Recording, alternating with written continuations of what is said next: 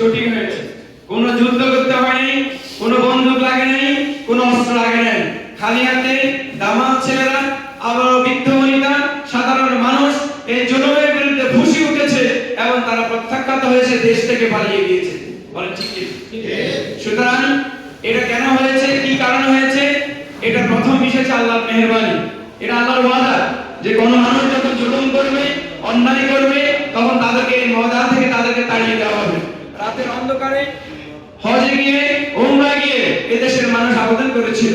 আল্লাহ রাব্বুল আলামিনের ভাষায় আল্লাহ বলছেন, ওমা লাকুম লা তুকাতিলুনা ফি সাবিলিল্লাহি ওয়াল মুস্তাদআফিনা মিনার রিজালি ওয়ান নিসাই ওয়াল বিলদান আল্লাযীনা ইয়াকুলুনা রাব্বানা আখরিজনা মিন হাযিহিল ক্বরিয়াতি যালিমা আহলুহা ওয়াজআল লানা মিন লাদুনকা ওয়ালিয়্যান ওয়াজআল লানা মিন লাদুনকা নাসিয়্যা আল্লাযীনা আমানু ইউকাতিলুনা ফি সাবিলিল্লাহ ওয়াল্লাযীনা কাফারু ইউকাতিলুনা ফি সাবিলিত তাগুত ফাকাতিলু আউলিয়া আশ-শাইতান ইন্না কাইদাশ শাইতানি কানা দাঈফা।